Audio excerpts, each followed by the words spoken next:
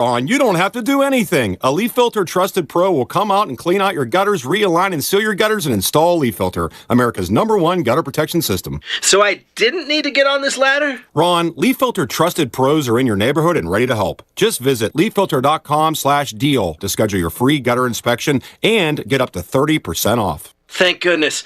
What was that site? To get this special radio offer, go to leaffilter.com/deal for your free gutter inspection today and get up to 30% off. That's leaffilter.com/deal for up to 30% off. leaffilter.com/deal. See representative for warranty details.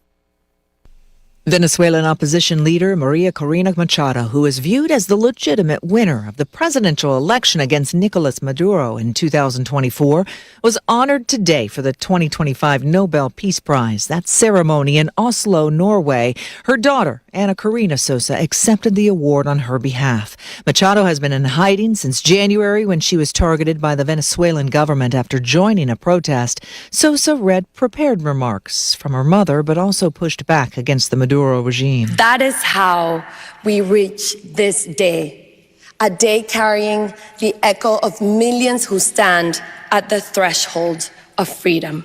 A Real Housewives reality star has been given early prison release after serving time for conspiracy to commit wire fraud and money laundering. Jen Shaw is known for her extravagant lifestyle on The Real Housewives of Salt Lake City before she was arrested in 2021 for defrauding victims through a telemarketing scam, mainly targeting the elderly. She was sentenced to over 6 years in prison and served less than 3. Overnight, she walked out of prison in Bryan, Texas after her time in prison was reduced, likely because of good behavior, but she is not yet free. Shaw is going to a halfway house or home confinement under the control of the Bureau of Prisons. While in prison, she said she was focused on rehabilitation. ABC's Alex Stone. Another chance to win tonight, the Powerball lottery up to $930 million. Michelle Franzen, ABC News. This is the Newsradio KONP Noon Report. Todd Whitloff in the KONP News Center. Here's a look at what's happening on this Wednesday, December 10th. As the rain continues in our region, the National Oceanic and Atmospheric Administration today declaring a flood warning for the Elwha River at McDonald Bridge, where they're saying major flooding is forecast until late tomorrow morning. As of this morning at 10, the river level was measured at a little over 17 feet. 20 feet is considered minor flood stage there. 21.5 feet moderate and 23 feet brings major flooding. And that is what's being predicted by NOAA to occur at about 4 this afternoon. They define the effects major flooding will be as deep and swift floodwaters inundating roads, farmlands, and residential areas. NOAA says erosion will likely damage some riverbanks and flooding will occur all along the river, including its headwaters, tributaries, and other streams within or near the Elwha River Basin. Clallam County Emergency Management Coordinator Justine Chorley has this advice for people living or traveling in that area near the Elwha today. What I'm suggesting is be situationally aware, which means, be aware of your surroundings. If you live near the Elwha River and you're on lower ground, keep an eye on things and do not hesitate to leave if you feel like you need to. Also, in terms of roadways, there could be not only flood from the Elwha River and low-lying areas along the roads. But with all of this rain anywhere in the county, we could get a little bit of flooding over the roadways from block culverts and drains. And if there's standing water on the road, do not try to drive through it. Turn around. NOAA says the river is expected to rise above flood stage again around 4 p.m. today. It should fall below flood stage just after midnight tonight. NOAA says the last time the Elwha River crested that high was December 26, 1980. A new statement will be issued this afternoon by about 5:30 from NOAA.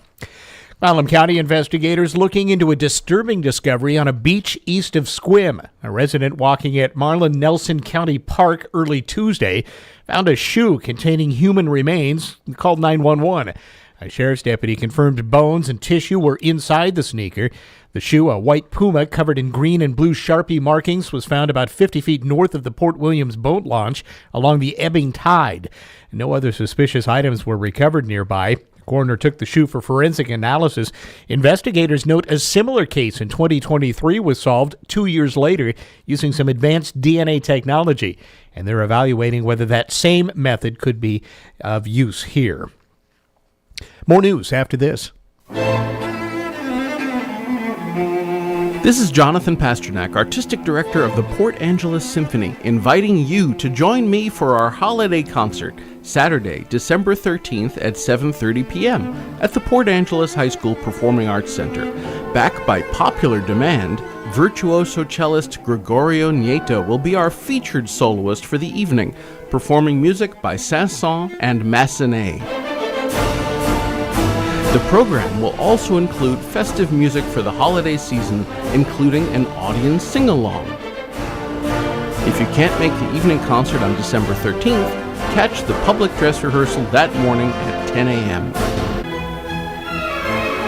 Tickets are available online at portangelessymphony.org, at Port Book and News, by calling us at 457-5579, or at the door before the concert. See you at the Symphony. This afternoon on the Todd Ortloff Show, Port Angeles Mayor Kate Dexter joins us, plus a holiday classic with actor Alan Fitzpatrick, and Gianni Russo from The Godfather talks mafia secrets with our own Amanda Bacon. Join us at 1 o'clock Monday through Thursday for the Todd Ortloff Show on KONP. Information to keep you engaged in your community with the people and organizations who keep it running. Sponsored by Dan Shappy, Farmers Insurance.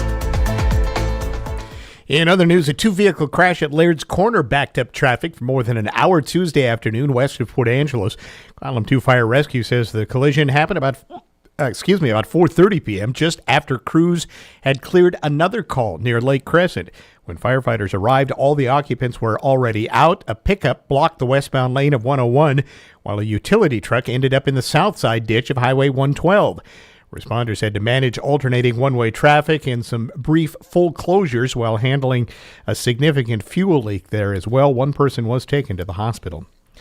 Two major state transportation projects advancing on the North Olympic Peninsula. WSDOT's Steve Rourke told Clallam County commissioners this week engineering work is underway for the long-awaited Highway 101 repaving and safety upgrade between Port Angeles and Sequim.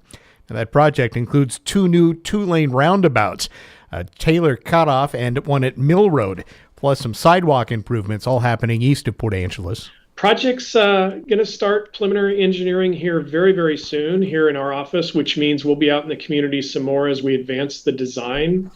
I anticipate construction or going to construction bids hopefully in early 2027, which means that construction would get underway in the summer of 2027. Rourke says early modeling shows the roundabouts should function well, even though they're pretty close together. Construction sequencing has not been fully determined yet. He also briefed commissioners on the Hood Canal Bridge, where crews will be back there this spring to replace more of the aging center lock hardware that secures the draw span. And we expect 2 to 3 weeks of work, probably in May this year, so we're looking at overnight closures. Those will be sporadic, but we should be done probably by June with the center lock work to restore some much needed preservation to that bridge. Washington's Department of Licensing says nearly 700 commercial driver's licenses were mistakenly issued to non-citizens who don't qualify, an error that spanned over 7 years. The issue surfaced after federal scrutiny over a Florida crash involving a semi-truck driver who had improperly been granted a Washington state CDL. Following the release of Spokane's South Hill rapist, one state senator pressing for change. Tracy Ellis has more. Kevin Coe was suspected of raping dozens of women and girls. He refused treatment and showed no remorse. On occasion, there are sex offenders who simply will never admit to guilt, accept treatment, and are always going to be a threat to their communities. That's Senator Mark Schessler, who says the state should have never let him go. Now the Richville Republican has a bipartisan bill to make it harder to release serial rapists who remain unrepentant. We're talking about the worst of the worst. News of Coe's release reignited pain for his victims, who told Schessler they were outraged. I've had face-to-face meetings with Kevin Coe's victims, and you could never look them in the eyes and say, it's okay to let an unrepentant sex offender back out. In Olympia, I'm Tracy Ellis. Washington Democratic lawmakers drafting legislation to ban law enforcement officers from wearing face coverings, similar to a California law enacted in September. The move comes in response to immigration raids where masked federal agents arrested undocumented workers, sparking concerns about community fear and lack of accountability. State Senator Javier Valdez of Seattle and Representative Julio Cortez of Everett are leading the effort. The bill would include some exemptions for undercover work and protective gear, but otherwise require all officers to remain reasonably identifiable. This is Newsradio KONP. Losing a loved one is overwhelming. Your mind and your heart shut down. That's where Drennan & Ford Funeral Home and Crematory comes in. They took the burden off my family's shoulders and guided us through everything we needed to do. No pushy sales tactics or unanswered questions. They just held our hands and took care of everything we asked. That's why I will always recommend Drennan & Ford for end-of-life decisions. They handle the hurt like no one else can. Call 360-457-1210. Looking for the next place to call home? Come tour Lavender Meadows and Swim. Beautiful, affordable homes for active 55-plus adults. Our modern, low-maintenance homes give you more time to enjoy life. More than a home, you'll enjoy community, active lifestyle, value, and security. We're confident you'll appreciate the modern amenities too. Come tour Lavender Meadows and Swim or online at lavendermeadowsmhc.com.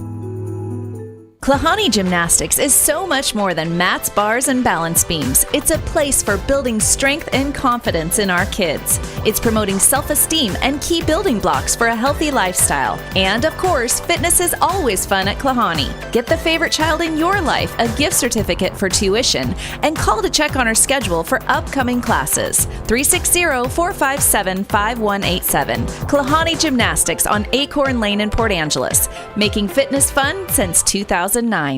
Here's your News Radio KONP forecast, brought to you by All Weather Heating and Cooling. Rain likely and fog at times this afternoon, otherwise cloudy skies. High temperatures reach up to 55. West winds 8 to 15 miles per hour. Rain likely with fog in spots early tonight. Lows level off around 44. Cloudy skies. Rain likely tomorrow. Daytime highs approaching 50. Cloudy skies expected. Temps above average Friday and Saturday with highs in the low 50s. Showers both days. Looking at the long range, 52 Sunday, 53 Monday, and 48 on Tuesday. That's a look at your forecast. I'm meteorologist Paul Trombley. Currently 50.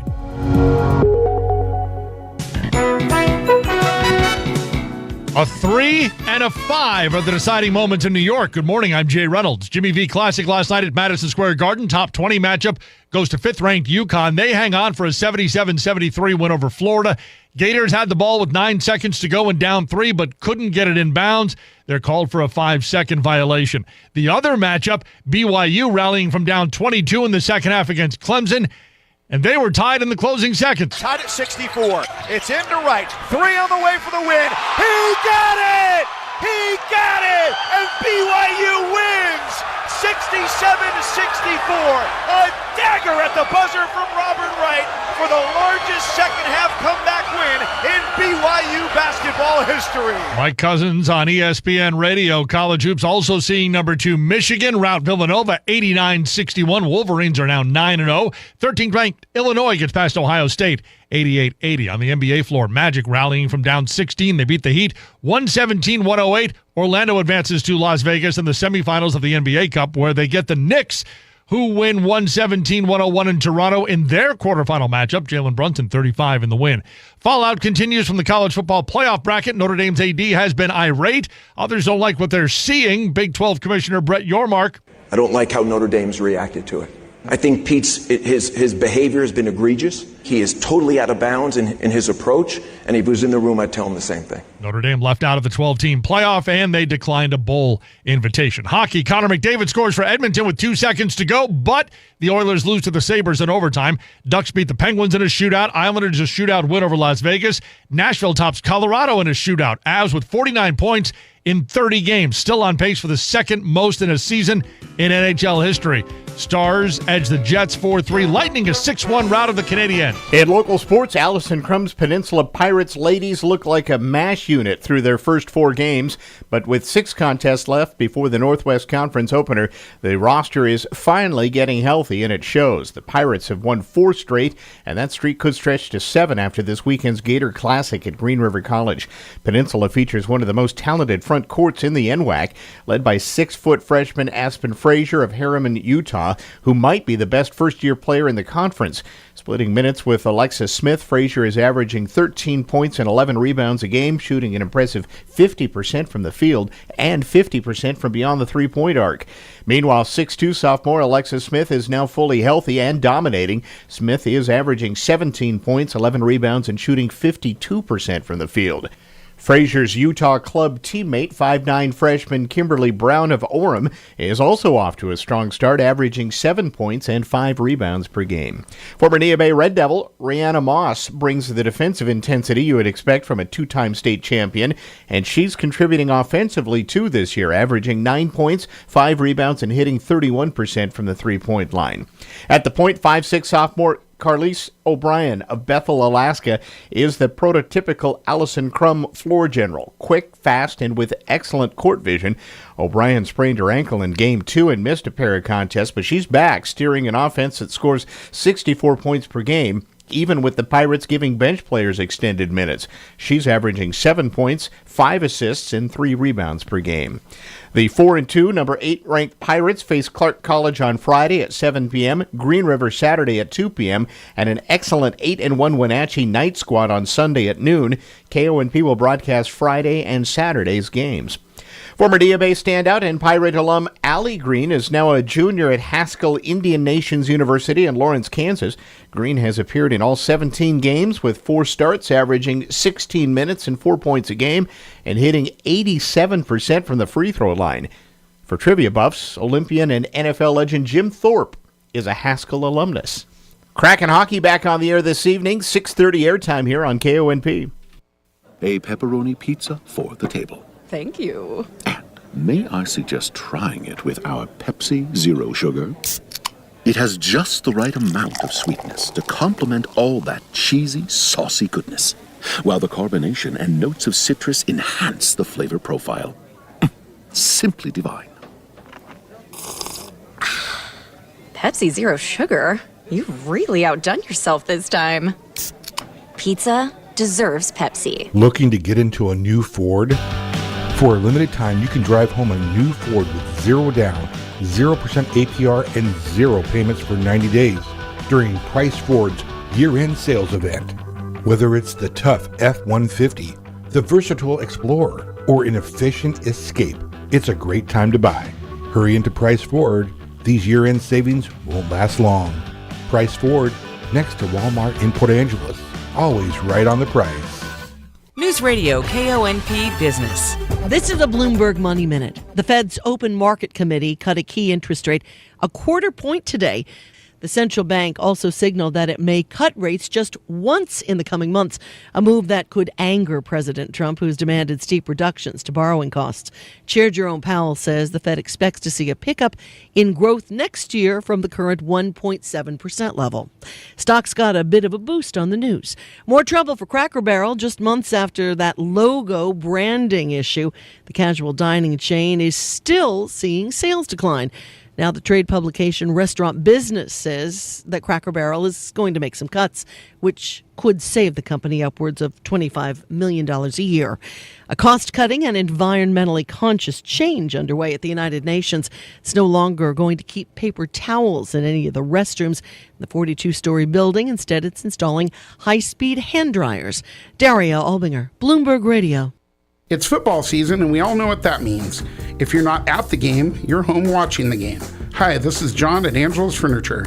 I'm inviting you to get lazy, right in front of your TV in a brand new Lazy Boy. We have both manual and power models. Check out the Pinnacle Rocker Recliner for just $7.99, upgrade to leather for only $11.29. Step up to our large Redwood Rocker Recliner for as low as $11.99, or upgrade to leather for $16.49. Sale prices going on now, only at Angelo's Furniture.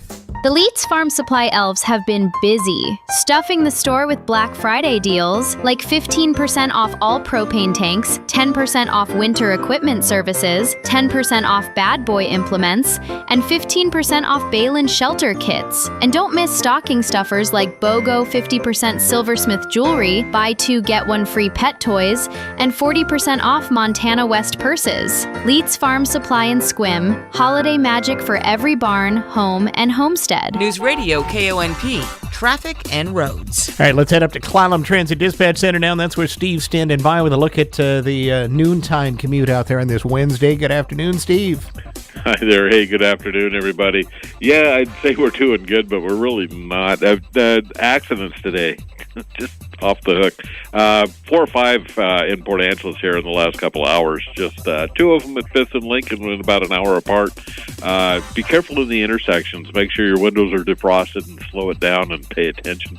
There's been a lot of that going on today all around town, so just keep it safe out there. If you're driving around 1st Street, Front Street, those areas, or in Squim along Washington Street, a little bit on the busy side right now, but traffic is moving along pretty close to the speed limit. If you're on the highway between Port Angeles and Squim, you're doing pretty well. It's busy out there, but traffic is moving along pretty close to the speed limit all the way. A lot of water on the roadways and on the sides of the roadways. Just be careful out there and slow it down a little bit. That road spray coming up makes it a little bit harder to see, so we want to keep everybody safe. If you're headed out beyond Squim, Hood Canal Bridge is good to go with no scheduled marine openings, and state ferries are running on time today. West End traffic, 101. Headed out to the Forks area. Right now, the road's in good shape. A lot of rain coming down out there, so a lot of water standing in places along the roadway. So definitely be careful out there. But overall, shouldn't be a bad trip for you as of right now. Everything's looking pretty good. So everybody take care. Be safe out there. This is Steve reporting live from Clallam Transit for KONP. All right. And thank you, Steve. Rain to continue the rest of the day today. Highs in the 50s. Seeing some fog forming through the night tonight into the early morning. Rain at times as well through the night tonight. Tapering off just a bit. Lows in the low to mid 40s. Could see west winds gusting up to about 25 miles per hour tonight. Cloudy and some rain likely in the morning Thursday with your highs near 50. Currently, Port Townsend at 52, Squim at 52, and 52 here in Port Angeles as well. ABC Entertainment News. TikTok has announced their top artists and songs of the year. Cat's Eye was TikTok's top artist of 2025, and Pretty Little Baby by the late Connie Francis was the top song of the year. Pretty little baby, I'm so in love. Other songs in TikTok's top 10 include Anxiety by Doechii, Hold My Hand by Jess Glynn, and Rock That Body by the Black Eyed Peas. Mariah Carey is bringing her Vegas residency to the masses. The final performance of Mariah Carey's Christmas Time will stream on TikTok Live and Apple Music at Dolby Live at Park MGM on December 13th. Apple Music subscribers can then watch the show titled The Mariah Carey Here For It All Holiday Special on demand after the live stream. And happy birthday to Raven Simone, who is 40 today. Wayne Cabot, ABC News. A better life with Dr. Sanjay Gupta. One place a lot of people misstep when it comes to their health is not paying enough attention to something before it becomes an even bigger problem. Take diabetes, for example. That's not a disease that develops overnight, develops over time. Before you receive the diagnosis, you can work to prevent diabetes by changing up your diet and getting more exercise. You know this. According to a new study at Harvard School of Public Health, eating a lower-calorie Mediterranean diet and amping up the amount of aerobic exercise not only help people lose weight, but also improve their body composition, which may have contributed to the reduction in diabetes risk. Look, we've talked about this a lot, but remember, the Mediterranean diet, what is it? It's a diet that emphasizes fruits, vegetables, whole grains, beans, and seeds. I'm Dr. Sanjay Gupta, helping you live a better life. More fiber and laxatives, eh? Who are you? I'm future you. Future me? Constipation with belly pain still coming back? Our doctor figured it out. It's irritable bowel syndrome with constipation, or IBS-C, and Linzess could help you get ahead of it. Linzess linaclotide is a prescription medicine that treats IBS-C in adults. It's not a laxative. It's a once-daily pill that helps you get ahead of your symptoms. It's proven to help you have more frequent and complete bowel movements and helps relieve overall abdominal symptoms, belly pain, discomfort, and bloating. These symptoms were studied in combination, not individually. Do not give Linzess to children less than 2. It may harm them. Do not take Linzess if you have a bowel blockage. Get immediate help if you develop unusual or severe stomach pain, especially with bloody or black stools. The most common side effect is diarrhea, sometimes severe. If it's severe, stop taking Linzess and call your doctor right away. Other side effects include gas, stomach area pain, and swelling. Talk to your doctor and say yes to Linzess. Learn more at linzess.com or call 1-800-LINZESS. Hello, I'm Jerry Stewart, and this is One Moment in America. Here in our America, we all know Santa Claus and how he operates. But did you know Santa has different methods in different countries?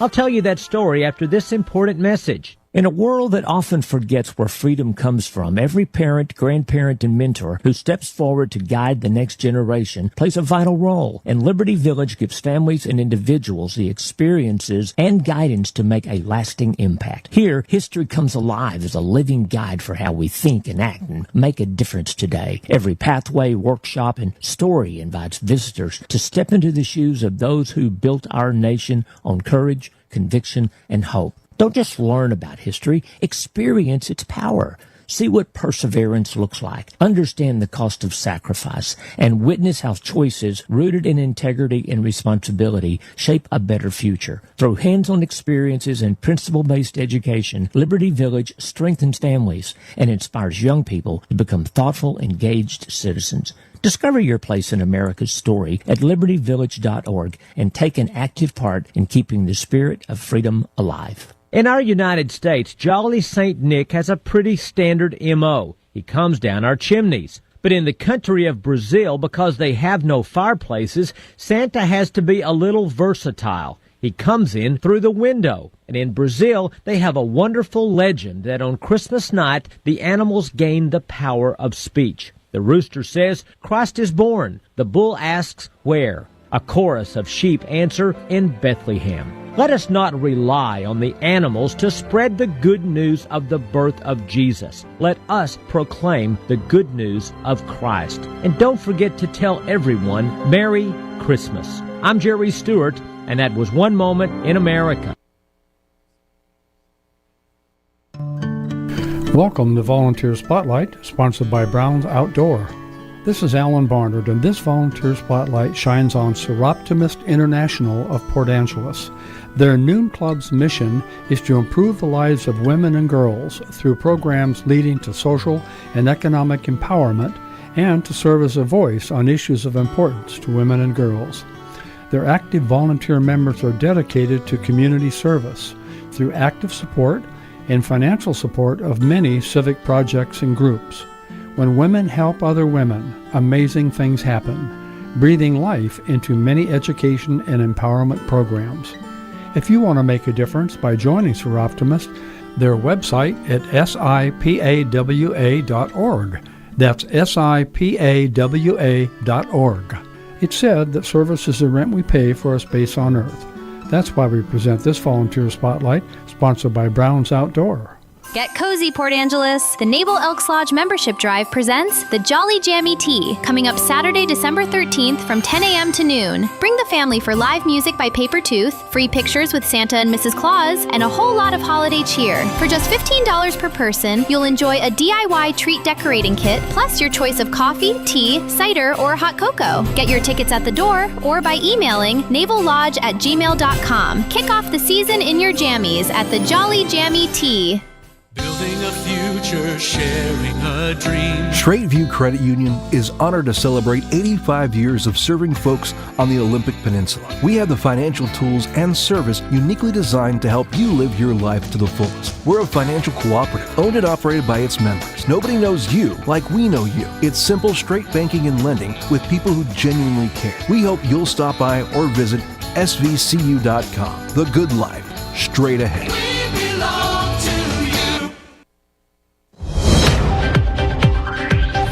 Breaking news at Town Hall. I'm Bob Agnew in Washington.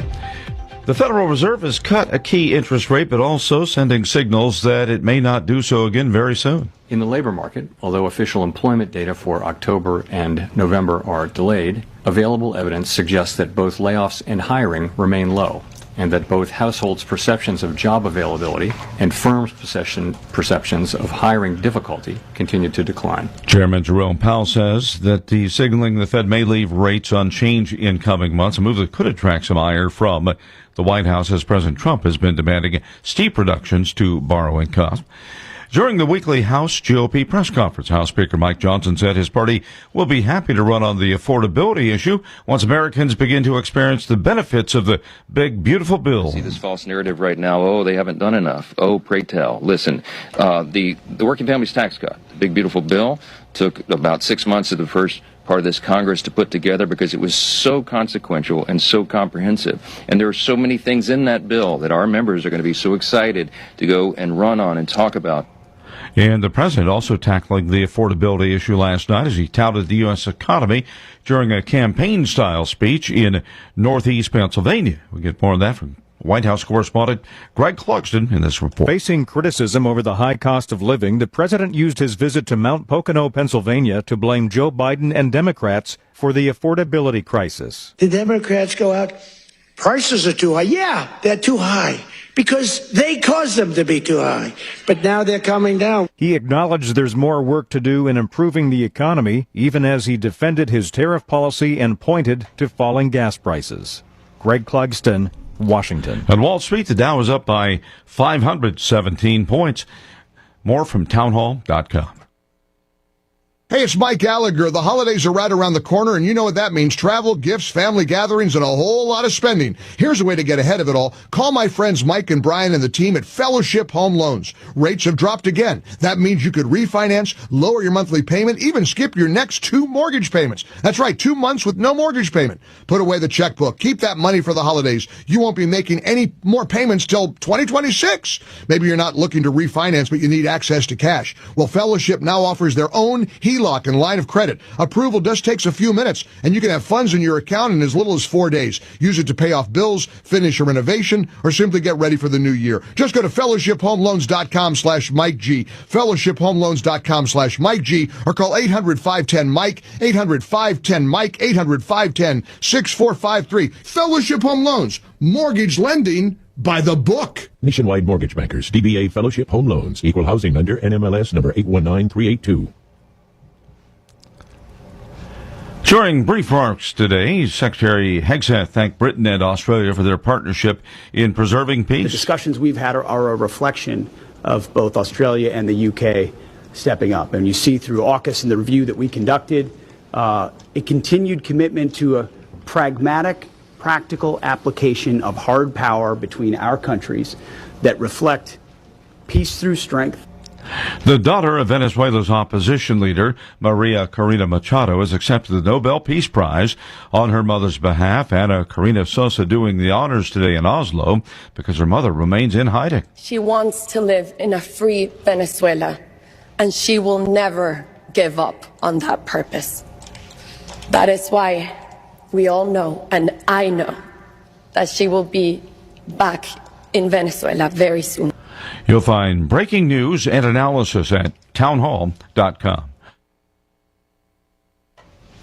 Senate Republicans have finally landed on a plan of their own to tackle expiring Obamacare subsidies to counter Senate Democrats, but both are likely to fail in a vote that's set for later this week. Senate Majority Leader John Thune announced Tuesday that Republicans had coalesced around a proposal from Senators Bill Cassidy of Florida, who chairs the Senate Health Panel, and Mike Crapo of Idaho, who chairs the Senate Finance Committee, to counter Democrats' legislation. The Senate is set to vote on the dueling proposals on Thursday. Thune said Cassidy and Crapo's plan was given a thumbs up by the majority of Republicans during the conference's closed-door meeting Tuesday afternoon. Bernie Bennett in Washington. Asia Wilson stood atop the WNBA again, winning an unprecedented 4th MVP as her Las Vegas Aces earned a 3rd championship in 4 seasons. And for that, she earned the Associated Press Female Athlete of the Year for the first time. You'll find more on these stories at townhall.com. This is the Newsradio KONP Noon Report. Todd Whitloff in the KONP News Center. Here's a look at what's happening on this Wednesday, December 10th. As the rain continues in our region, the National Oceanic and Atmospheric Administration today declaring a flood warning for the Elwha River at McDonald Bridge, where they're saying major flooding is forecast until late tomorrow morning. As of this morning at 10, the river level was measured at a little over 17 feet. 20 feet is considered minor flood stage there. 21.5 feet moderate and 23 feet brings major flooding. And that is what's being predicted by NOAA to occur at about 4 this afternoon. They define the effects major flooding will be as deep and swift floodwaters inundating roads, farmlands, and residential areas. NOAA says erosion will likely damage some riverbanks and flooding will occur all along the river, including its headwaters, tributaries, and other streams within or near the Elwha River Basin. Clallam County Emergency Management Coordinator Justine Chorley has this advice for people living or traveling in that area near the Elwha today. What I'm suggesting is be situationally aware, which means, be aware of your surroundings. If you live near the Elwha River and you're on lower ground, keep an eye on things and do not hesitate to leave if you feel like you need to. Also, in terms of roadways, there could be not only flood from the Elwha River and low-lying areas along the roads. But with all of this rain anywhere in the county, we could get a little bit of flooding over the roadways from block culverts and drains. And if there's standing water on the road, do not try to drive through it. Turn around. NOAA says the river is expected to rise above flood stage again around 4 p.m. today. It should fall below flood stage just after midnight tonight. NOAA says the last time the Elwha River crested that high was December 26, 1980. A new statement will be issued this afternoon by about 5:30 from NOAA. Clallam County investigators looking into a disturbing discovery on a beach east of Sequim. A resident walking at Marlin Nelson County Park early Tuesday found a shoe containing human remains and called 911. A sheriff's deputy confirmed bones and tissue were inside the sneaker. The shoe, a white Puma covered in green and blue Sharpie markings, was found about 50 feet north of the Port Williams boat launch along the ebbing tide. No other suspicious items were recovered nearby. The coroner took the shoe for forensic analysis. Investigators note a similar case in 2023 was solved 2 years later using some advanced DNA technology, and they're evaluating whether that same method could be of use here. More news after this. I went to Jungle Jane's for some beautiful dish towels. I came home with a lamp and a pillow and a rain chain and maybe a few other things. Because inside that little blue building is a home decor wonderland. Jungle Jane's in Sequim has stunning lamps, local artisan pieces, kitchen goodies, and decor that makes your home feel like you. Warning, side effects include redecorating your entire house and Zen like bliss. Find us on the web at junglejanes.online. Santa's elves aren't the only ones bringing the deals. Dungeness Kids Company is rolling out a brand new Christmas countdown sale every single week, packed with gifts kids actually want. This week, get 20% off pajamas and robes and books for the littles. Plus, the amazing Carole dolls, with their pretty faces and delicate vanilla scent, are deliciously beautiful, well-dressed, and 20% off. Hurry in before the week's deal disappears. Dungeness Kids Company, your holiday headquarters on Washington Street in downtown Sequim. Miss, your burger is served. Thank you. And if I may suggest a pairing, this is our finest Pepsi Zero Sugar. The sweetness of Pepsi perfectly balances the savory notes of your burger, while the citrus and carbonation elevates the taste for a truly stunning flavor profile. Bon appetit. Now that is one perfect combination. If this is how the other half lives, I could get used to this. Burgers deserve Pepsi. In other news, a two-vehicle crash at Laird's Corner backed up traffic for more than an hour Tuesday afternoon west of Port Angeles. Column 2 Fire Rescue says the collision happened about 4:30 p.m., just after crews had cleared another call near Lake Crescent. When firefighters arrived, all the occupants were already out. A pickup blocked the westbound lane of 101, while a utility truck ended up in the south side ditch of Highway 112. Responders had to manage alternating one-way traffic and some brief full closures while handling a significant fuel leak there as well. One person was taken to the hospital. Two major state transportation projects advancing on the North Olympic Peninsula. WSDOT Steve Rourke told Clallam County commissioners this week engineering work is underway for the long-awaited Highway 101 repaving and safety upgrade between Port Angeles and Sequim. Now, that project includes two new two-lane roundabouts, a Taylor cutoff and one at Mill Road, plus some sidewalk improvements all happening east of Port Angeles. Project's going to start preliminary engineering here very, very soon here in our office, which means we'll be out in the community some more as we advance the design. I anticipate construction or going to construction bids hopefully in early 2027, which means that construction would get underway in the summer of 2027. Rourke says early modeling shows the roundabouts should function well, even though they're pretty close together. Construction sequencing has not been fully determined yet. He also briefed commissioners on the Hood Canal Bridge, where crews will be back there this spring to replace more of the aging center lock hardware that secures the draw span. And we expect 2 to 3 weeks of work probably in May this year, so we're looking at overnight closures. Those will be sporadic, but we should be done probably by June with the center lock work to restore some much needed preservation to that bridge. Washington's Department of Licensing says nearly 700 commercial driver's licenses were mistakenly issued to non-citizens who don't qualify, an error that spanned over 7 years. The issue surfaced after federal scrutiny over a Florida crash involving a semi-truck driver who had improperly been granted a Washington state CDL. Following the release of Spokane's South Hill rapist, one state senator pressing for change. Tracy Ellis has more. Kevin Coe was suspected of raping dozens of women and girls. He refused treatment and showed no remorse. On occasion, there are sex offenders who simply will never admit to guilt, accept treatment, and are always going to be a threat to their communities. That's Senator Mark Schessler, who says the state should have never let him go. Now the Richville Republican has a bipartisan bill to make it harder to release serial rapists who remain unrepentant. We're talking about the worst of the worst. News of Coe's release reignited pain for his victims, who told Schessler they were outraged. I've had face-to-face meetings with Kevin Coe's victims, and you could never look them in the eyes and say, it's okay to let an unrepentant sex offender back out. In Olympia, I'm Tracy Ellis.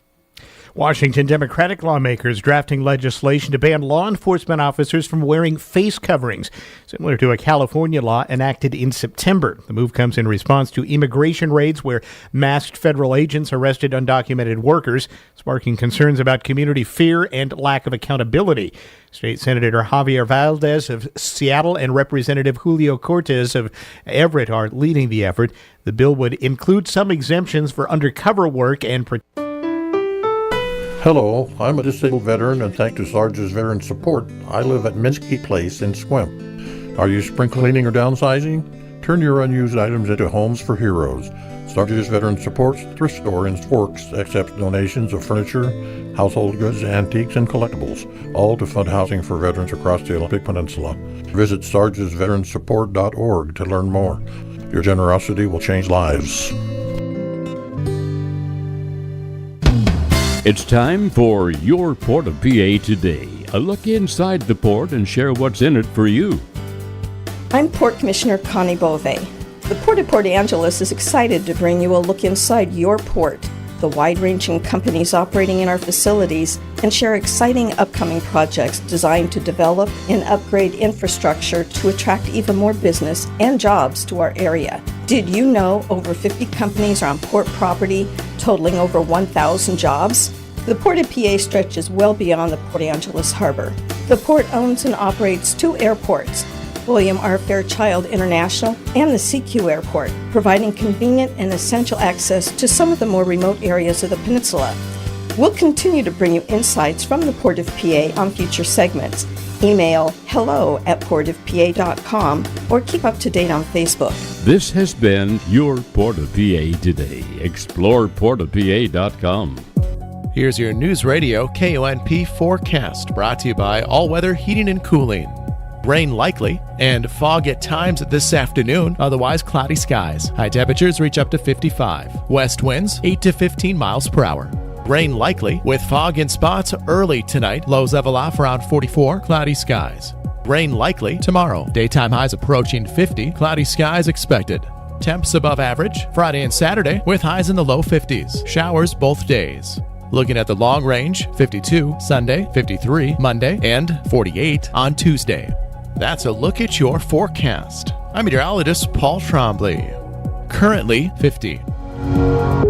Kraken try to break a 5-game losing streak tonight. We'll take the air 6:30 here on KONP. They'll drop the puck at 7. Now with the rest of the sports, here's Robert Workman. At baseball's winter meetings in Orlando, 2 big free agents came off the board Tuesday. The 2-time defending World Series champion Dodgers made former Mets closer Edwin Diaz the highest paid relief pitcher ever. He gets a 3-year deal for $69 million. And the Phillies re-signed their DH Kyle Schwarber. 5 years, $150 million. He's coming off a 56-homer, 132 RBI campaign. The Chicago White Sox won the MLB draft lottery and will have the number 1 overall pick for the first time since 1977. That year, the Pale Hose drafted Harold Baines 1-1. And the Hall of Famer was right there last night to represent the club at the draw. NBA Cup quarterfinals, the Magic got 37 points from Desmond Bane and held off the Heat 117-108. Coach Jamal Mosley. We just said it in the locker room. You find a way. Whatever it looks like, you find a way to win games. And that's the mark of this Magic team. They pull for one another. They're never out of it. And they're just going to keep fighting for one another as that game goes on. The Knicks ripped the Raptors 117-101, 35 for Jalen Brunson. So New York and Orlando will meet in one semifinal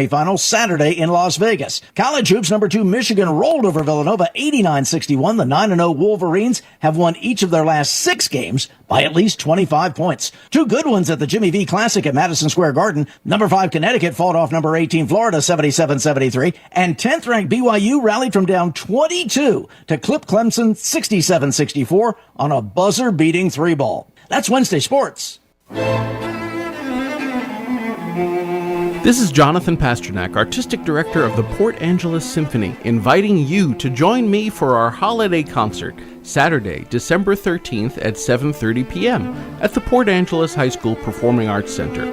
Backed by popular demand, virtuoso cellist Gregorio Nieto will be our featured soloist for the evening, performing music by Saint-Saëns and Massenet. The program will also include festive music for the holiday season, including an audience sing-along. If you can't make the evening concert on December 13th, catch the public dress rehearsal that morning at 10 a.m. Tickets are available online at portangelessymphony.org, at Port Book and News, by calling us at 457-5579, or at the door before the concert. See you at the Symphony. The agents at RE/MAX Evergreen Real Estate will work for you, looking out for your interests. Nobody in the world sells more real estate. Now is the time, and RE/MAX Evergreen should be your choice. Call one of our agents, Mark DeRosie, Margaret Womack, Sean Washburn, Heidi Hampton, Dylan Washburn, Jenna Lee Atwood, Angie Matthews, Holly Locke, Joaquin Robidoux, or Rebecca Robidoux. 457-6600. Trust the name you know and trust the agents who care at RE/MAX Evergreen Real Estate. Newsradio KONP Business. This is a Bloomberg Money Minute. The Fed's policymaking committee voted today to cut a key interest rate a 1/4 point. That wasn't a surprise. What was unexpected is that 2 regional Fed presidents voted to keep rates unchanged and that one Fed governor wanted a 1/2 point cut. The central bank signaled one more rate cut in the coming months, and Chair Jerome Powell said he expected to see a pickup in growth next year from this year's 1.7%. Stocks, which had been mixed before the announcement, got a boost on the news. The Trump administration is going to buy 6 Boeing 737s. The Washington Post says the purchase, which is about $140 million, will allow ICE to remove people from the U.S. who are here illegally without having to rely on third-party carriers. Ladies, it's time to pull your skinny jeans out of the back of the closet.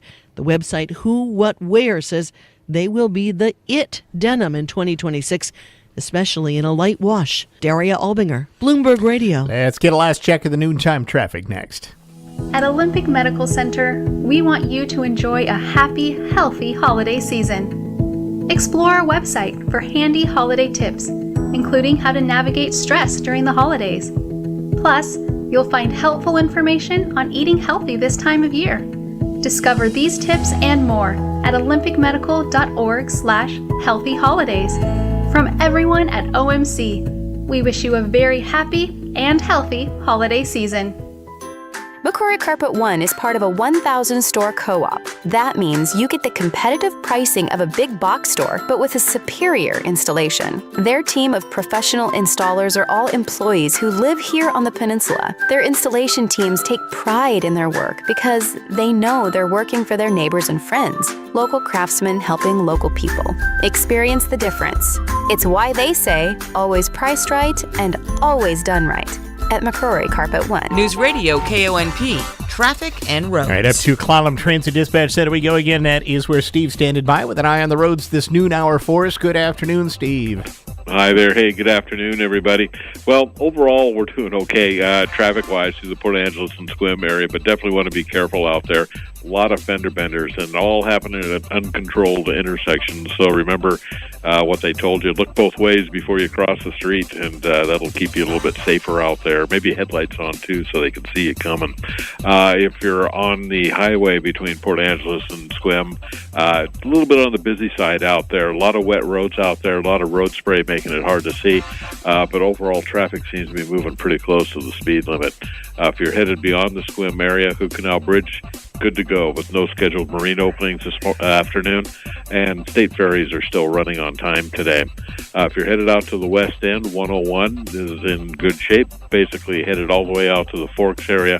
No real issues out there. Heavy rains, standing water out there in places, so you definitely want to watch your speed.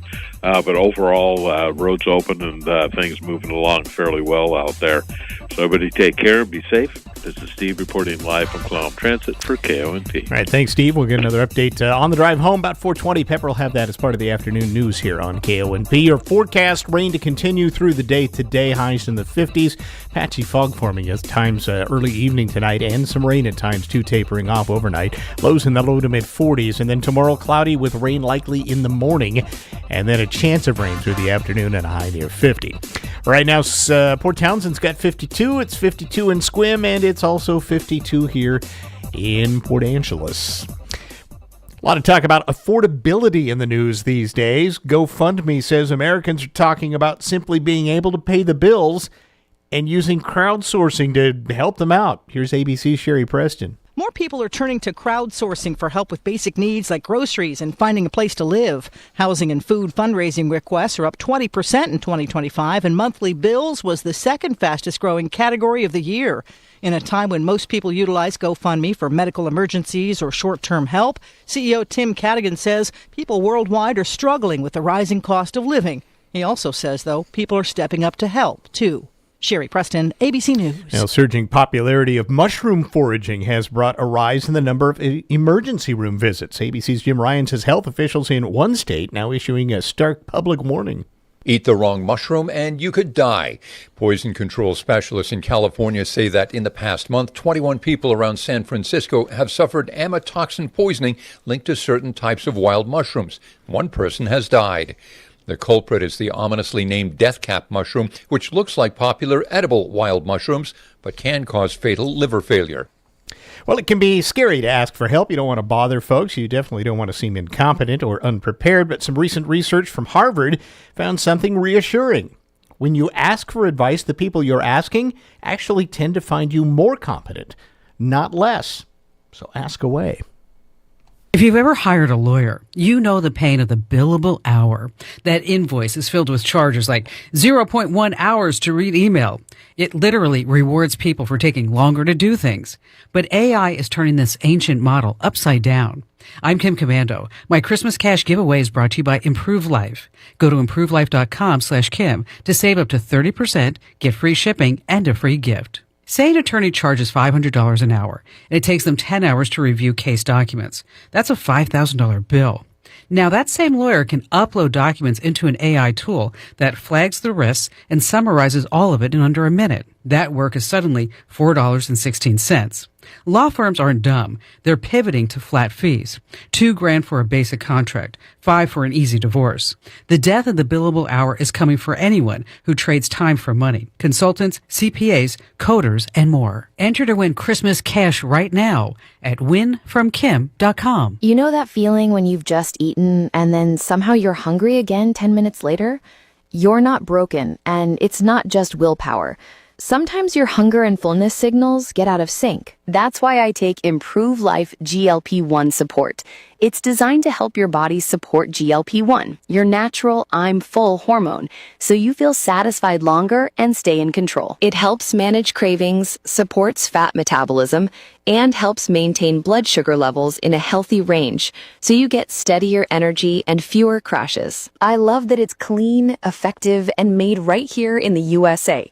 Go to improvelife.com/Kim for up to 30% off, free shipping, and a free gift. Plus, it's risk-free with their 30-day happiness guarantee. Start today and feel your best through the holidays and beyond. That's improvelife.com/Kim. These statements have not been evaluated by the Food and Drug Administration. This product is not intended to diagnose, treat, cure, or prevent any disease. Individual results may vary. Did you know your diet can help you avoid Alzheimer's? I'll tell you the connection between our food choices and brain health next in today's Intelligence for Your Life Minute. Find the most wonderful gifts at Macy's Friends and Family Sale with incredible deals on our best brands like Donna Karan, Avec Les Filles, Calvin Klein, and more, all at 30% off. Plus, take 15% off beauty and fragrance from Lancôme, Clinique, and Yves Saint Laurent. Or Star Rewards members can earn $20 in Star money for every $100 spent on eligible brands. Going on now, only at Macy's Friends and Family Sale. Savings off regular and already reduced prices. Exclusions apply. So do you eat a wide variety of foods on a regular basis? If so, you are less likely to develop Alzheimer's disease. This comes from a new study in the journal Neurology. It tracked the diets of older adults for 5 years, and those who ate the most diverse diets with the greatest variety of foods had the lowest risk for developing dementia and Alzheimer's. The study participants who were diagnosed with dementia during the study, they had limited diets and ate more highly processed meats, like bacon and sausage, for example. But when researchers looked at the study participants with no signs of dementia, they found that those with the healthiest brains ate the widest variety of colorful fruits and vegetables, plus a variety of different nuts and seafood. And they topped their meals with a variety of herbs and spices. In other words, food variety really is the spice of life and optimal brain health. I'm John Tesh with today's Intelligence for Your Life Minute. You know what you can't do when you shop online? Touch, feel, try. But here in Sequim, our local shops are packed with gifts for everyone on your list, with no shipping delays or wrong porch deliveries. Support local and shop Sequim, because the best gifts come from our local shops right down the street. La Petite Maison Blanche offers unique gifts with something for everyone on your list. Plus, get a free gift with every purchase. Visit us Tuesday through Saturday from 10 to 4 on East Sequim Avenue, across from the co-op. Over the Fence in downtown Sequim is the destination for fine home and garden furnishings. From kitchen and home decor to finishing touches for outdoor living spaces, Over the Fence tastefully marries style with affordability. Satisfy everyone's gift wish win by shopping local in downtown Spin. Satisfy everyone's gift wish win by shopping local in downtown Squim. Thank you for making us part of your life all year long. And as we wrap up the year, we wish you a happy holiday season. For Newsradio KONP Port Angeles Squim, a Radio Pacific station. From ABC News, I'm Michelle Franzen. At a business roundtable, President Trump announcing the U.S. has seized a Venezuelan oil tanker off the coast of Venezuela, adding to operations in the Caribbean after months of U.S. military airstrikes on alleged drug smuggling boats. Largest one ever seized, actually. And other things are happening, so you'll be seeing that later, and you'll be talking about that later with some other people. President Trump has indicated in recent weeks that the U.S. would soon escalate its operations against Venezuela. There are 15,000 U.S. forces in the region, including the world's largest aircraft carrier, the USS Gerald Ford. Karen Travers, ABC News, the White House. At a briefing today, the NTSB raising the alarm on Congress. Chair Jennifer Homendy says for ignoring key safety recommendations in the NDAA that would have prevented the midair collision between an Army helicopter and commuter jet near Reagan Airport near D.C. in January. The new draft legislation would roll back requirements for military helicopters to broadcast their positions, she says. This is a significant safety setback. It represents an unacceptable risk to the flying public, to commercial and military aircraft crews, and to the residents in the region. NTSB Chair Homendy wrote a letter to congressional committees and members of Congress criticizing the legislation. The Federal Reserve Board lowering interest rates today by a 0.25 percentage point. That move was expected, even as economic uncertainty in some areas remains. Despite signs of slowing in the labor market, the Fed chair offers an optimistic outlook for 2026. AI spending will continue. The consumer continues to spend. And Jerome Powell says he sees solid growth next year. Still, Powell is coy about plans for future rate cuts. We're well positioned to wait and see how the economy evolves from here. ABC's Stephen Portnoy, you're listening to ABC News. Between all the holiday parties, weekend tailgates, and family get-togethers. Oh, they're here. Hey, who needs something to drink? We've been overindulging a little more than usual. Thank goodness we both added active liver to our diets to give our livers some much-needed support so we have the energy we need to enjoy the holidays. Active Liver from New Nordic contains a powerful blend of turmeric, milk thistle, and globe artichoke extract designed to give your liver maximum protection and help it do vital jobs like removing toxins from alcohol, rich foods, and sweets. Try Active Liver today and enjoy all the holiday treats with the peace of mind of knowing you're giving your liver some relief. Find Active Liver online at Amazon, Vitacost.com, or iHerb.com. Or pick it up today at CVS, Meijer Grocery, or ShopRite. Enjoy life to the fullest with Active Liver.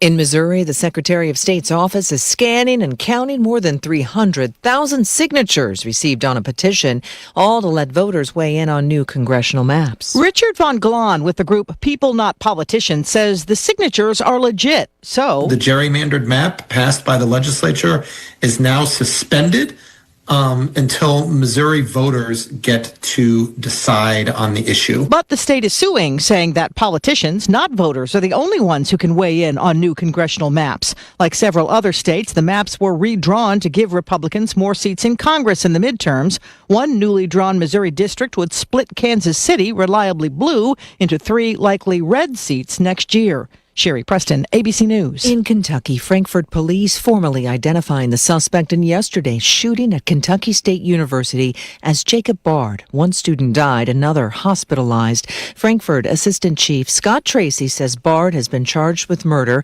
and is the parent of a Kentucky State University student. Tracy also identified the victim killed near a residence hall where the shooting occurred. He was Dejon Fox, a 19-year-old male, and a student at Kentucky State University. Our deepest condolences go out to Mr. Fox's family. Real Housewives reality star Jen Shaw released early from prison. Shaw was serving time for conspiracy to commit wire fraud and money laundering. She's now at a community. Looking for affordable home ownership on the peninsula? Mountain View Homes has you covered. Enjoy high-quality craftsmanship at 40% less than traditional homes. You heard me, 40% less. We offer full-service land packages from dirt to turnkey, delivering beautiful, efficient manufactured homes on your chosen site. With 3 convenient locations, including Carlsberg, we're here to serve you. Visit mtviewhomes.com today to learn more. Mountain View Homes, where affordability meets quality. Stay warm, stay powered, and stay festive. Black Friday is blazing at Leeds Farm Supply. Clean burn pellets just $250 per ton, and home fire logs only $1. Need power power? Grab Furman generators, 15% off. Need protection? Ghost openers come with a free solar panel, plus all Ghost accessories 20% off. And while you're in, treat yourself to 40% off Montana West purses. Leeds Farm Supply, heat, power, and holiday cheer. KONP News brought to you by RE/MAX Evergreen Real Estate. Outstanding agents, outstanding results. 457-6600. The Clallam County Sheriff's Office is investigating a grim discovery east of Sequim after a walker at Marlin Nelson County Park found a shoe containing human remains. Deputies say the white Puma sneaker was marked with blue and green Sharpie designs, and bones and tissue were found inside. The coroner conducting testing. Investigators say they may use advanced DNA methods similar to those that helped identify remains from a 2023 case after more than 2 years of investigating.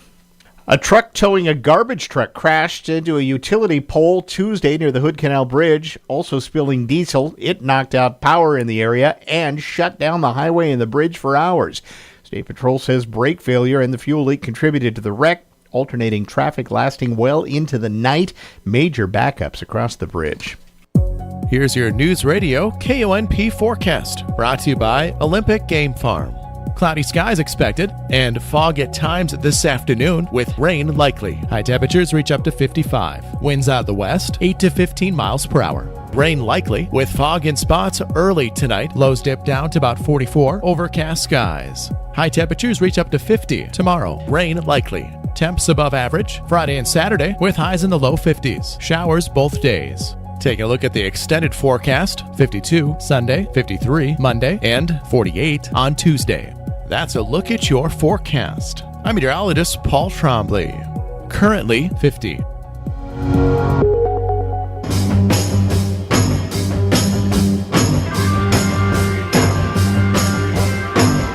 It's the Todd Ortloff Show on News Radio KONP. Now, here's Todd. All right. Welcome once again to the program. First half of the show today, we're going to talk with Port Angeles Mayor Kate Dexter. A few things going on with city government. It's always good to get the take from the mayor's chair on things. Kate, good to see you again. Thanks for coming in, as always. Thank you. So glad to be here. And I think, one thing that's been big and that it's coming to a head in a lot of ways is the comprehensive plan. We're going to spend a little bit of time talking about that and about one element that kind of emerged in the last stages of the last meeting, I guess, as well. But first, let's talk about the comp plan. It's a big deal. This is something that the city's been working on basically about 18 months almost. Yes. Where is that right now as far as the city council is concerned, and kind of what's next with that? Right. So public hearings have been done, and we have it on the agenda for the meeting on the 16th. That's next Tuesday. And we will be presumably voting to adopt it. I don't have any reason based on previous council discussion to think anyone is going to vote no on adoption.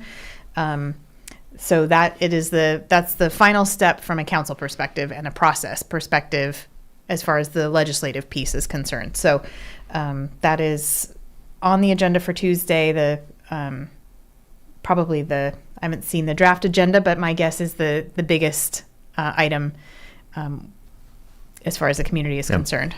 Okay. One of the things that has kind of come up in social media, certainly picked up on this. You actually have weighed in a little bit, just you personally, and I know you're going to speak to just where you stand on this. But at the last meeting, Councilman Lindsay Schwimmen-Warren presented a proposed amendment, a proposed addition of language. I'm not sure exactly how that is, which was free, prior, and informed consent, which is kind of a change in how direction goes. And it specifically goes with how tribal interface would work with projects through that comp plan. I'm just going to say that much. Maybe you can pick it up from there and explain what this part is about, and then kind of where this goes and what is happening with that. So I will start by saying it was, I think there has been, based on the little bit I've seen, a little bit of confusion about whether an amendment was adopted or anything along those lines. It was simply a suggestion made by the council member as we were discussing what we think about the different elements of the comp plan. And so it has not been adopted. We did not, I didn't say, no, I'm not interested, because I didn't know what it was. I still don't know a whole lot about it. And so I thought, well, as a rule, when council members make suggestions like that, if I don't know anything about it, I'm happy to give staff an opportunity to share with us what that is, what it would mean. I believe we will have a presentation from staff on Tuesday it will be included as a part of whatever additional staff presentation we will have about the comp plan to address that proposal, that suggestion from the council member. So it is, we certainly have heard from a number of people concerned about it. And I think it's exactly the kind of, you can email us, you can give public comment. And so I expect on Tuesday we will have a presentation from staff that will articulate more about it. I am, with my not so great understanding of it, think that we already do a really good job of consulting with the tribe on projects that have a nexus with them or land that they control. And so I don't know that I feel a need for anything greater than what we already do, because I think we do a really good job. And also, this is again just my opinion as a single voting council member, is that this is the public's plan, and we obviously have, as representatives of the public, an opportunity to weigh in at this point. But it does feel like a pretty significant change to something, based on what I know now about it, would be a pretty significant change, conceptually anyway, without the public being able to weigh in before we add it. We do have amendment processes as we move forward with the comp plan. This is the big update, and then we do periodic amendments. So if at some point we decided it was a really good idea, we could always add it an amendment. I do think it's also important to note that this is sort of the larger conceptual plan and the direction that the community wants the city to go, and that it is a group project. It's the community and the council and the staff, everyone working together to come up with this plan. And while it has policy implications, it isn't necessarily policy. And so some of it is aspirational. And so I think thinking about it that way, is that a goal that we want to move toward? I don't know. I'm hearing from people, absolutely not. But again, it's also not, we're passing an ordinance saying this is what we're doing. It's I think conceptually more aspirational, and can be sort of articulating long-term goals. And I think it's likely that was, I don't want to present what Lindsay was thinking, but I do think he may have been thinking about it in that context, right? This is the 20-year aspiration for where we're going, and that's something we should aspire to. So I'm looking forward to hearing from staff about it on Tuesday. Right, you're getting a staff report on this. That was kind of part of the walking orders after last week, or after this was presented. Like, wait, we need to find more out about this before we move along. Yes, and we did not have. I asked. We did not have any kind of. Yep, everybody gave a thumbs up. It was just sort of a like, here it was presented, and we heard from a number of people about it. So I think we're gonna, have staff address it and have a discussion. And then the other element, are they also going to talk about this net ecological gain? Because that was kind of a second piece to it. That's a change in sort of the wording of when there's a project, which is to mitigate, mitigating loss in ecology is the way that this could actually take in a different direction. And this has been debated, I think, in some other jurisdictions. But that also is going to be part of what you'll talk about Tuesday. It is my understanding that will be as well. And I think one of the things I appreciate about the concerns that we're hearing, and so I'm hoping that we can get this clarification from staff, is the concern that both of those things, particularly the net ecological gain, and that is, just quickly for context, currently the standard used by ecology and by us is no net loss. Right. And so it's not just semantics. It is a shift in how you do things, and I think of legitimate concern. So certainly worth discussing is the concern that we may actually be working against our goals for building housing to be more affordable.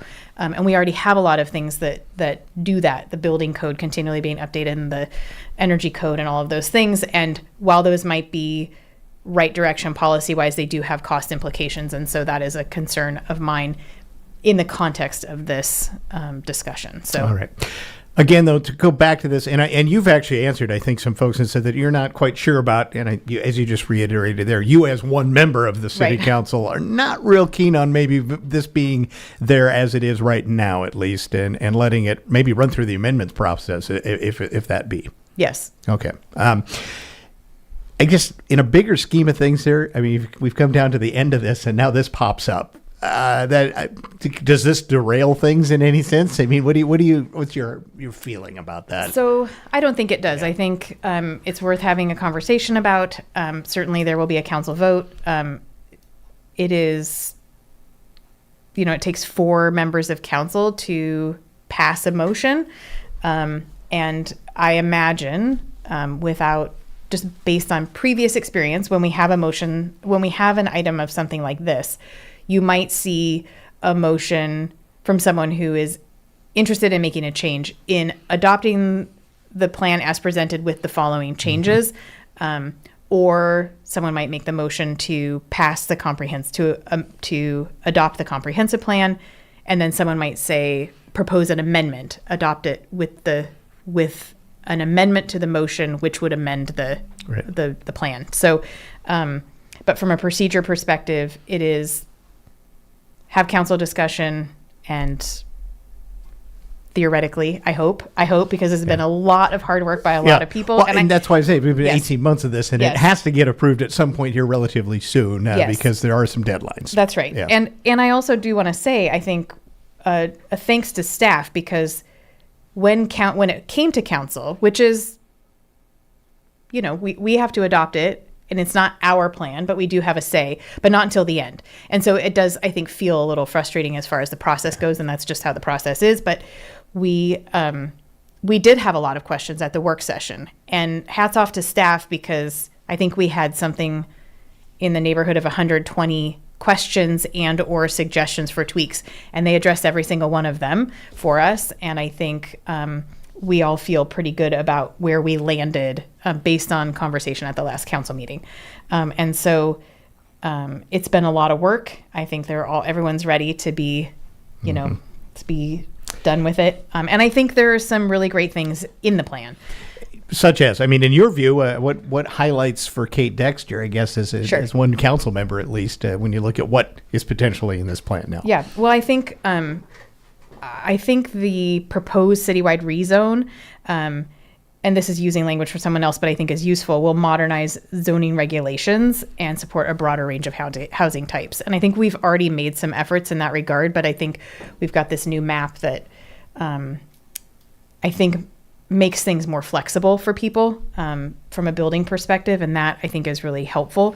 And I think that we are looking forward with a lens of continuing on our housing goals, but also considering infrastructure and economic development. I think one example of where we're really thinking about industrial needs and have heard from the community, particularly from the EDC, is the potential for a urban growth area land swap with within the county. There's some property out west, and we may be able to swap and take some property on the west side of Port Angeles that would increase our opportunity for industrial land in a space that makes a lot of sense. And so I think we're thinking about things like that in the comp plan and addressing those. And I think those to me are really valuable. We're included in the comp plan is updating the housing action plan, which is, I think, important. And then including in that also this co-living housing code amendment, which is part of an RCW passed by the state, but it enables lower cost market rate rental housing by providing living quarters with shared kitchen and common facilities. So when I was reading that, I was thinking about, I went to school in Michigan and spent time thinking about urban planning in the Midwest, where they have a history of what were called SROs, single residency occupancy hotels, where adults could live in basically a room in a hotel, like a hotel room. And in fact, there in the neighborhood where I lived in Chicago for a little while, there was a cafeteria, and it was there because it had been across the street from an SRO. And so it was, $2.50 to come in and go through the cafeteria to get your breakfast. And so I think thinking, we're going full circle perhaps, but we are including that in the comp plan, the opportunity for some of those. And that wasn't there before. That wasn't an option, really, right. At least in a long-term sense. Right. And I think building in those kinds of opportunities, the more choices we have, I think the better we're going to be able to meet people's needs as far as housing goes. So. And for folks who haven't followed this is the 10-year update on the comp plan. Yes. So this is kind of the big deal. This is it's constantly being amended and having opportunities to look at. But once every decade or so, an entity, like a city, goes through and has a chance to do a redo, more or less. Right. And that's really where you're at. That's right. And I think all jurisdictions right now are doing them. So the county county's in the middle of yep. theirs. Yep. And all of the cities are doing theirs at the same time. I think the timing of this is nice because not that this is the most important part, but it's a good way to end the year. And I think it is nice for staff, from a staff perspective, and the folks from the community that have been really engaged we've adopted it. And now we have this little holiday break. And you may remember that our first meeting of January, we call it a no packet meeting. So it's presentations and things that don't need memos and supporting documentation. So staff doesn't have to spend time over the holidays working on that. And so with a fifth Tuesday in December, I think for some departments, this will be a welcome. We can. It's been a long. It's a lot of lift for a number of months. So all right. So this Tuesday there will be yet one more hearing on this, and people can show up for that, and also take a look at the comp plan as it's presented right now is on the website as well. And I encourage people to get over to the city's website and take a look at. And just a really quick clarification: it is not. There's no public hearing. It's just you can do could speak a public comment period. Yes. That's exactly. And if it's about the comp plan specifically, can be in the first public comment period. There you go. All right. A couple of other things I know you wanted to touch on before we run out of time here. One, you got a new facilities use agreement with the Lincoln BMX. Tell us a bit about that. Lincoln Park BMX. Yeah. Well, we put it on the consent agenda, which I think was a very appropriate place because we were all really excited to say, yep, we don't need a big discussion about it because they're doing a great job. And I think they have been doing such an amazing job. My kids used to do BMX and occasionally still will go out there because they have loaner bikes and things like that. And so I think a couple of highlights from them. First of all, if you have been driving by, you have seen the incredible improvements that have been made. I mean, it's really a lovely facility, which absolutely benefits the city. It's city property. That's why we have this agreement for them to manage it. And they're clearly doing an amazing job. I have still some tangents there and know for some people it's their favorite place to race. And they have accumulated almost $500,000 in grants and completed over $1 million in projects there, which you can see when you drive by. And because of the state races and they hosted the 2022 Gold Cup finals here, they have generated about $1.3 million in revenue for the city in hosting those events. And so that's pretty exciting too. It's a win for everybody. And how long of an agreement is it now, this renewal? I'll call it a renewal, but yeah. That is a good question. I don't remember exactly how long. Multi-year though, right? Yes. Yeah. Okay. So they do great work out there. They've they're bringing in national level BMXers to Port Angeles, so that's great.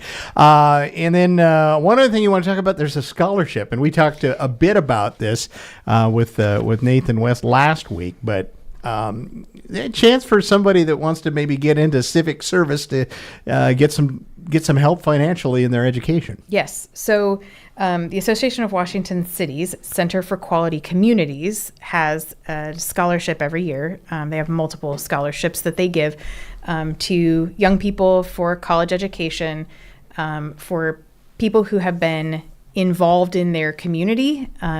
We've had someone before who did a big project with the food bank. This is across the state. We have not had a winner yet, but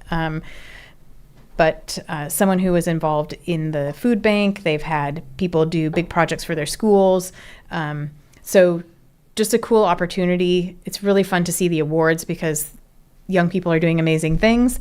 And so it is a $3,000 scholarship opportunity. And the way it works is the city of Port Angeles can nominate someone from our community to be considered by the selection panel that assesses the applicants across the state. So if you know someone or are listening and think you might be that person, we'd love to have you apply. There is information, and the application can be found on our website. And the application is due on January 12th. So you have some time to think about your essay questions and things like that over the highly over the competitive, yes. words of the wise, but we may have a Port Angeles folk out there that might just win it. Yes, right? And I think someone asked the question, so I will just say scholarship notebooks won't be relevant in this application, but you probably have some relevant information in your scholarship notebook to make the application easier. There you go. All right. Looking ahead into the next year, just a little preview. You may or may not be the mayor after the next couple of meetings, but what you alluded to this, you'll have some new council. You'll have at least one new council person coming on board, as well as kind of reseating the council too. Yes. So everyone who is just elected, including myself, will be sworn in sometime before the first meeting of January, which is on the 6th of January. And first order of business is council appointing mayor and deputy mayor, so that will happen. And then we will hear some updates, presentations, and then really get cracking again at the second meeting in January. And you have said in the past you would be willing to serve again, if so be it. I would be. Is that still on the table? I would be. Okay. Yes. I enjoy it, and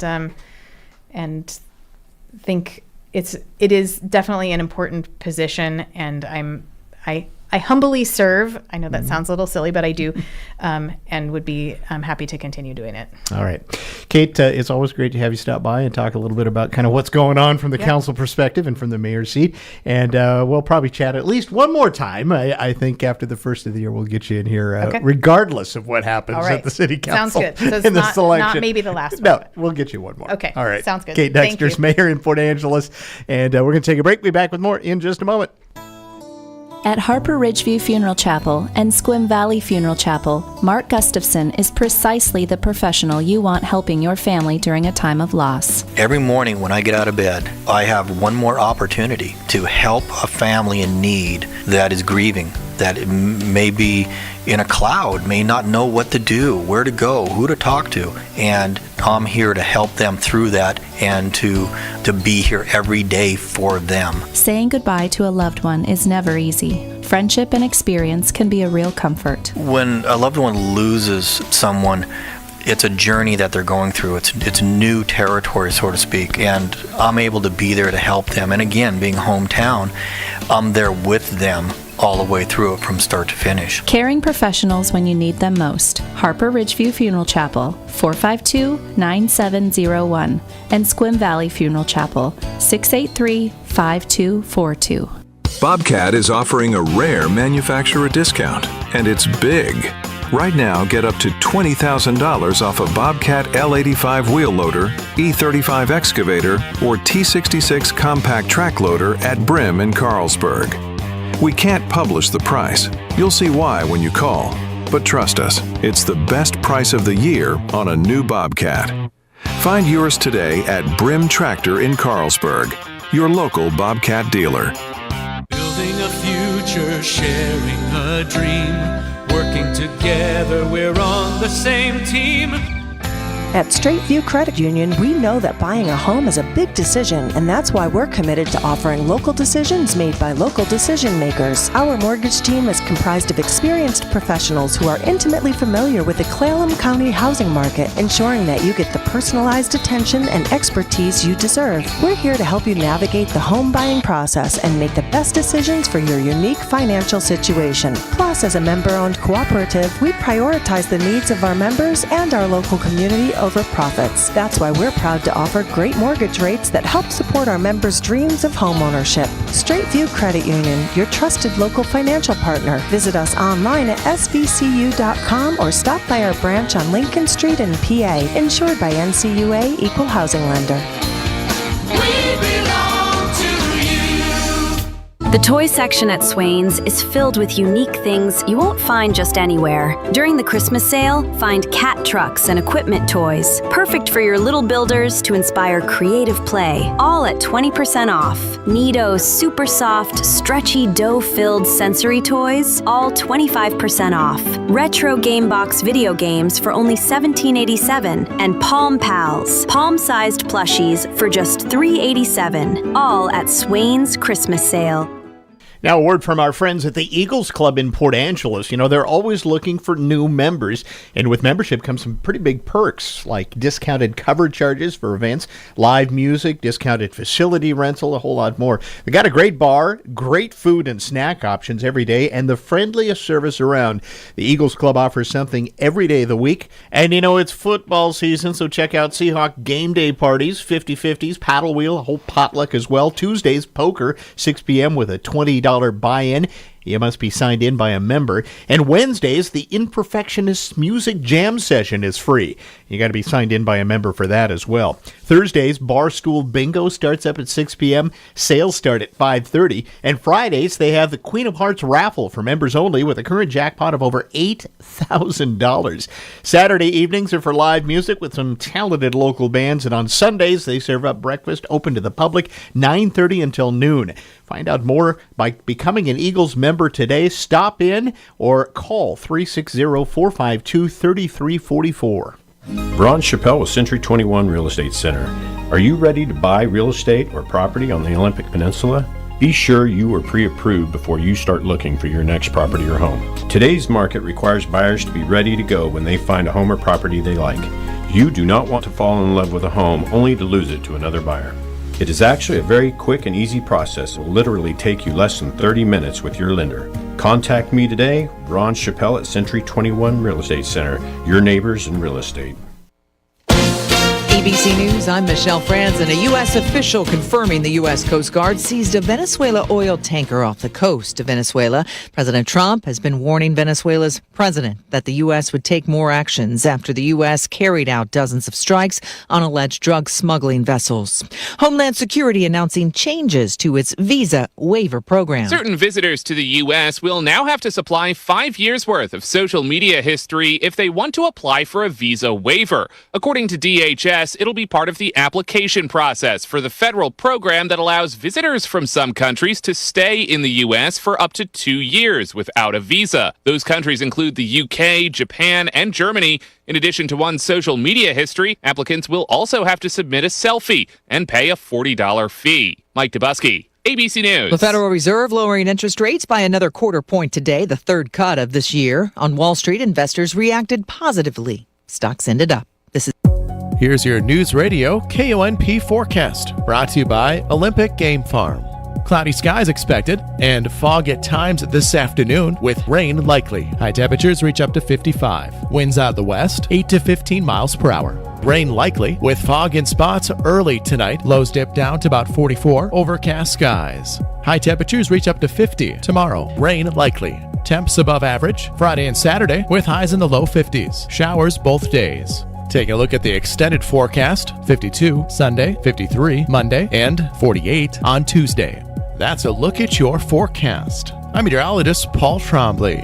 Currently 50.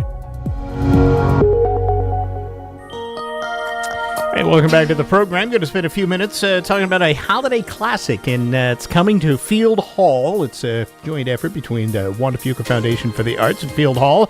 A Christmas Carol. done in a single-person adaptation, and renowned stage actor Alan Fitzpatrick will be putting that on December 17th. Tickets are still available. You can go to Field Hall's website for that, and Alan joins us on the phone. Thanks for spending a couple of minutes with us to talk about the big show that's coming up in your solo adaptation of Dickens' A Christmas Carol. It's my pleasure, Todd, and thanks for inviting me on. So a lot of folks will say, well, I'm familiar with it. How do you do it as a solo act? So there's the question. How do you do that as a one-man show? Well, there's 25 or 26 different characters that appear in the version that I wrote, the adaptation I wrote, and I do them all. It's pretty easy to follow who's speaking at any particular time.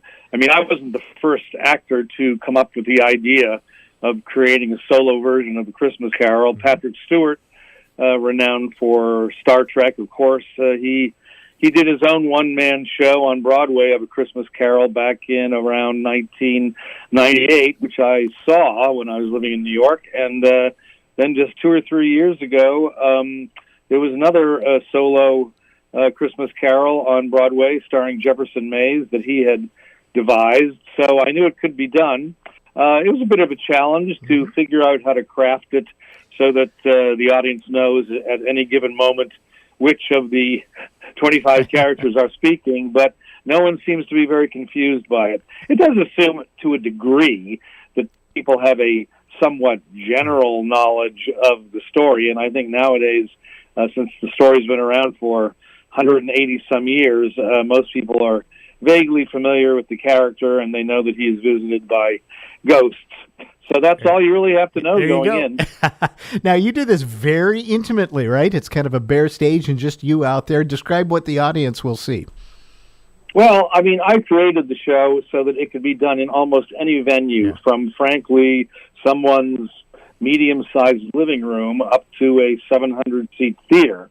And I've done it now over the last 5 years in all those different type of venues. There are theaters, the larger theaters, that are able to add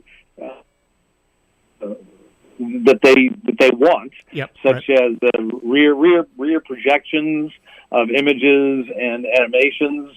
There's a theater in Michigan that makes it snow during the show, and creates fog and smoke whenever one of the ghosts appear. So it can be highly produced or very produced on a very small basis. I mean, I actually have just before Christmas Day, I have a living room performance going on that'll just be me and a stool with no sound, no music, no effects. But the audience has to bring a little bit of their imagination to the experience. I mean, there is only, as you say, a table, a stool, a rug, a hat rack, and some lights and some amazing sound effects. And that's about it. All right, I got to ask you, do you have one character you associate yourself mostly with, or maybe another way to add that you enjoy doing the most out of all of these characters? Well, to be honest, I think Scrooge himself has about 50% of the lines over the course of the hour, and of course he is, in certain respects, the most interesting character in there, because he's the one who actually goes through an epiphany and a complete change from A to Z by the end of the show. And I think that's still the most challenging to within an hour to live all the experience that he goes through to make him a different person by the end. Now, as you mentioned, you've watched one-man shows on this, adaptations of it as well, and I'm sure you've tried to put your own spin onto this. So what is that for you to try to make yours unique than maybe any of these others you saw? Well, when you create an adaptation, you go back to the source material of the novella that Dickens wrote in 1843, and I don't know what other adapters do, but I picked and chose the sections that I always embraced. The very first Christmas Carol I ever saw was the Mr. Magoo Christmas Carol, which I think aired around 1961. And for years, for me, that was the only version that existed until I finally saw the films of them. So I think to a large degree, that's the source material that is in the back of my head. But gradually, slowly, I wrote it over during the latter part of the pandemic shutdown. And it took about 10 weeks to write it, and as I wrote it, I was actually also memorizing it because I knew I was going to have to perform it that Christmas off book. So, I craft the show so that it fits well in my mouth, in my way of speaking. Sure. It's English, very English, and very 19th century English. So there's only so much you can do to make it feel that it comes trippingly off the tongue. Yeah. But I think I've created a version that is very clear, easy to understand. It definitely has the serious bits, but it points out all the very humorous and funny bits that Dickens included in his story. All right. How many of these do you do during the holiday season now?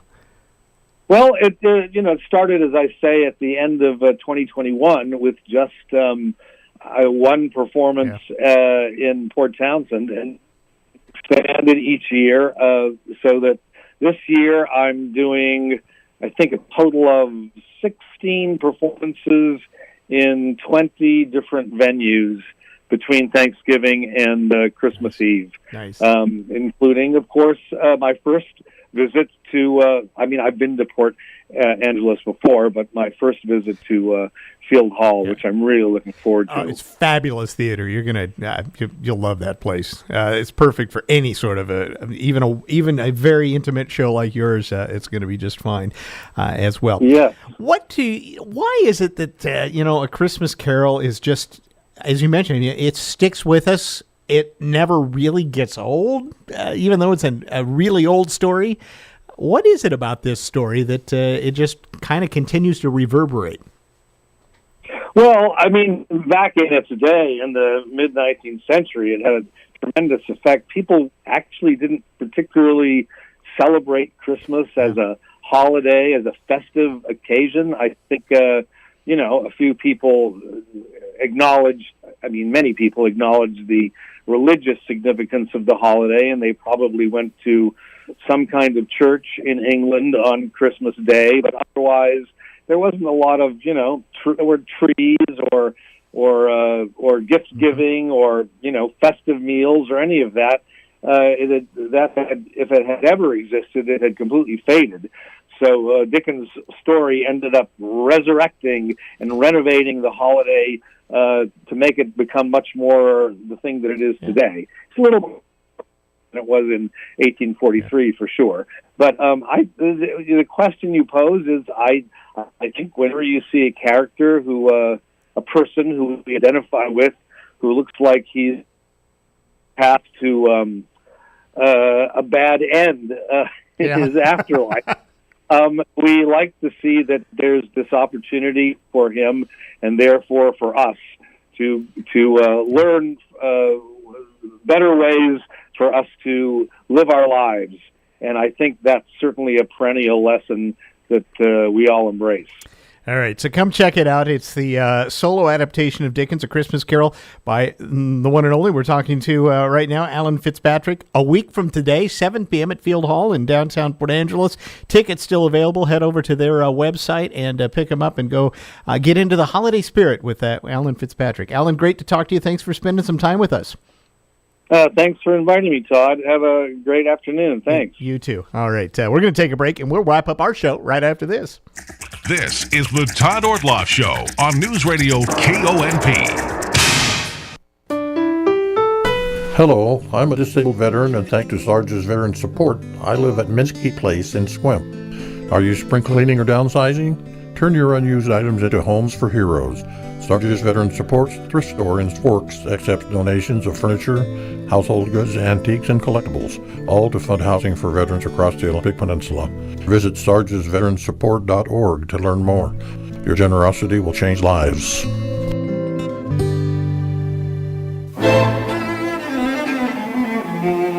This is Jonathan Pasternak, Artistic Director of the Port Angeles Symphony, inviting you to join me for our holiday concert, Saturday, December 13th at 7:30 p.m. at the Port Angeles High School Performing Arts Center. Backed by popular demand, virtuoso cellist Gregorio Nieto will be our featured soloist for the evening, performing music by Saint-Saëns and Massenet.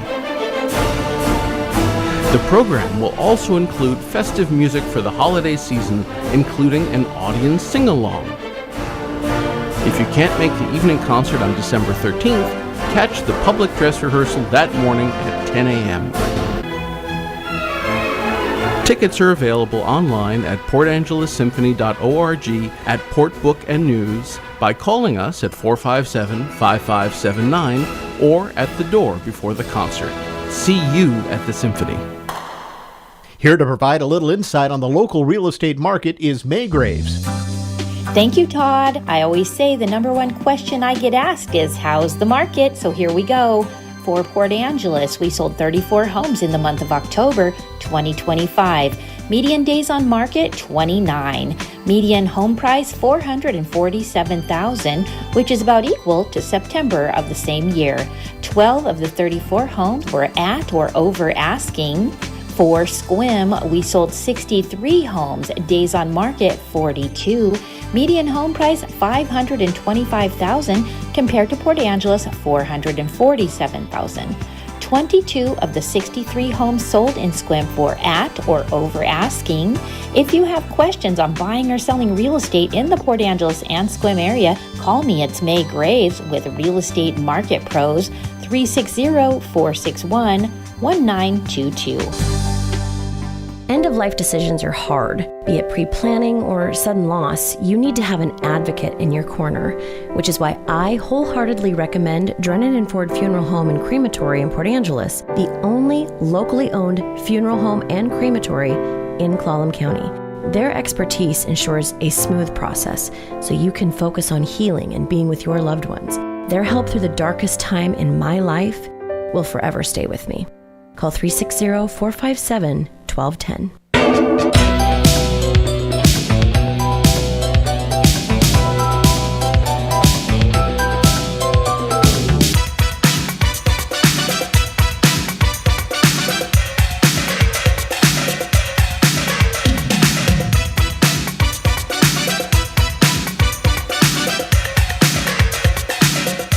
Welcome back to the program. Time to sit down with our Bacon Bits. That's where Amanda Bacon joins us with some interviews with some famous folks. Today, Gianni Russo of The Godfather, and also author of Mafia Secrets, Untold Tales from the Hollywood Godfather.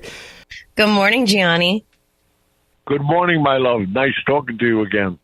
Oh, it is such a pleasure, my friend. You are royalty in so many different realms of royal. I know what you're saying, believe me. So, I Gianni, appreciate it. Oh, of course. What possessed you to sit down and be like, you know what? I'm just going to go ahead and tell the story of all of the incredible things in my life, including, being tried for murder a couple times, but it's fine. It was self-defense. What possessed you to sit down and be like, here it is? You know what it is? Everybody's intrigued with mob stories. I've watched James Cagney and Humphrey Bogart make careers out of it. And here, I've lived this life. In 10 days, it'll be 83 years. I'll be 83 years, December 12th. God bless. And everybody's intrigued with the story, so why not keep telling them? Gianni, did you ever think that there was going to be a moment where you weren't going to hit your 80s? Oh, many. I've been shot, stabbed, run over, my throat slit. You know my life, and a lot of it's written about already. Pablo Escobar, I thought I would never come home from that. But here I am. Yeah. So, Pablo, for people who might not know, you had a run-in with him, and how did that end again? Well, I didn't realize that Lorenzo Morales was his guy. And he came into State Street in October of 85, I think it was. And he got into a confrontation with a lady. and he stabbed her with a broken bottle in my club. And Steve Sharippa from The Sopranos and Blue Bloods was my doorman. He was going to the University of Nevada. And I said, get over here. He said, I ain't going over there. That guy's crazy. I said, what did the guy hired you for? You know, you're a big guy in a tuxedo. So I go over there, and I didn't even know what the guy was talking about. He was Colombian. And the next thing I know, he still had the bottle in his hand, and he goes for me, and I get 81 stitches in my throat. And I just pulled my gun spontaneous and shot him 3 times between the eyes in front of 150 people, only to find out he was Pablo Escobar's right-hand man. Yeah. So he probably didn't appreciate that. Yeah, well, thank God I was friends with Noriega, and I had Noriega. I said, call him. I want to go see him. He said, you want to go to Bogota? I said, yeah. I can't let this go. And I flew down, and he appreciated me coming. But it was crazy. My life, sometimes I sit and look in the mirror, and I can't believe I've done 83 years coming, in 10 days. I'll be 83 years old, and I'm still going. That's amazing to me. I mean, I know that you have all of these stories, but as you were sitting down and putting pen to paper, did you start to think, oh, I forgot about this part of it, and just like relive something that you kind of had forgotten about? I'm doing that now. I've been asked to do another book, fortunately, but I don't want it out until like 26, 27. Because this book just came out. I think this book's going to go to the moon. And I've been just approached by George Gallo of making my first book a movie. So I may come out, with 3 or 4 movies from these books now, which will take it to another level. But I'm doing it now, one on celebrities and gangsters. Because when I was early on with the Copacabana, with Costello and the Sands Hotel in Vegas, there was, the gangsters and the mobsters controlled the entertainment world. They owned all the nightclubs. They owned all the jukeboxes. So if they wanted to make you a hit star, Wurlitzer would put an order in for 1 million of your records, and you had a million seller in a day. Forget the DJs. You didn't need them. Wow. So is that how Frank Sinatra got his rise? Who was a friend of yours, I know. Sinatra started early on. I mean, Sinatra, he came through the ranks. He made a couple of mistakes. He made friends with the Vascetti brothers, which was good for him. But then he got involved with he got involved with Frank Costello at the Copa. He was at the Copa all the time. And then the Sands Hotel. And the rest was history. Sinatra was a big asset to me. Yeah. He baptized Wasn't my he son your as vocal John. coach? Exactly. I'm the only person in the world to say Frank Sinatra's my singing teacher and Marlon Brando was my acting teacher. Just nuts.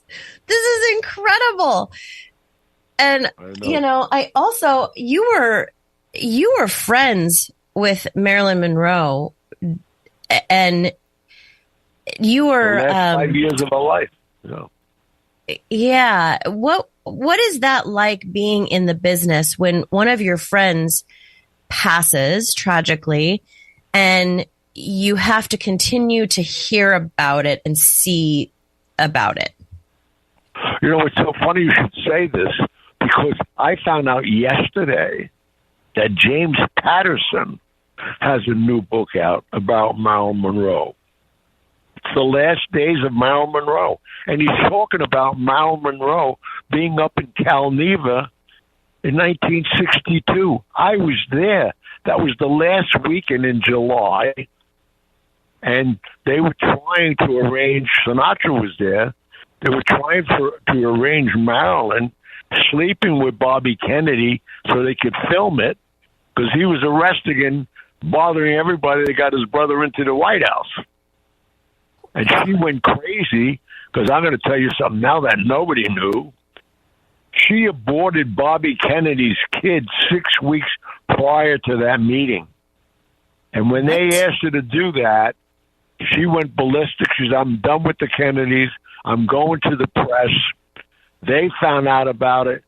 As I say, that was the last weekend of July, 1962, at Cal Neva Lodge. And that Thursday, she was dead. And I even said to Costello when I got back, I said, she's going to the press. He said, they'll kill her. I said, how are they going to kill her? She's the biggest movie star in the world. He said, they're going to kill her. I know these people. And sure enough, August 4th, she was dead. Oh, my God. Yeah. That's an oh, my God story, man. Yeah. How did you... Were you nervous at all writing all? I mean, you've lived through like everything, but were you nervous writing this down and putting it out there in the world, thinking someone's going to be upset with you? I hope somebody comes to me and tell me I'll take them out. I had somebody call me not too long ago. I don't know who this clown was. He said, "We got to talk." I said, "Who is this?" He said, "You don't want to know." I said, "What are you calling me for then?" And then I could tell right away he's a jerk. He thought he was going to shake me down. Are you out of your mind? I said, why don't you do yourself a favor? Come over here now. Where are you? Are you in New York City? Come over here. I gave him my address. I said, as soon as you walk through the door, I'm blowing your head off. He said, there was silence. He said, what'd you say? I said, I'm going to kill you. Come over. I want to kill you. Don't be bothering me with your bull. That's how I handle those things. Gianni Russo, I want to spend so much more time with you for so many reasons. You're amazing. But Mafia Secrets is out now. Untold Tales from the Hollywood Godfather. Gianni, God bless. Happy early birthday. And holy doodle, thank you for your stories. No, thank you, my love, always. This is the Todd Ortloff Show on Newsradio KONP. You know what you can't do when you shop online? Touch, feel, try. But here in Sequim, our local shops are packed with gifts for everyone on your list, with no shipping delays or wrong porch deliveries. Support local and shop Sequim, because the best gifts come from our local shops right down the street. The Co-op Farm and Garden is bursting at the seams with gifts and toys for all the girls and boys, no matter what age. From games, puzzles, and jewelry to stocking stuffers, you'll find it all at the Co-op Farm and Garden. Spoon Bar Sweets is Sequim's newest bakery. Donuts, cakes, cookies, pies, basically anything that will make every holiday feast complete awaits your taste buds. Get your sweet on at Spoon Bar Sweets in downtown Sequim. Satisfy everyone's gift wish whim by shopping local in downtown Spin. Satisfy everyone's gift wish whim by shopping local in downtown Squim. This Black Friday, check off everybody on your list at Leeds Farm Supply in Sequim. Fashion Frenzy Montana West purses are 40% off.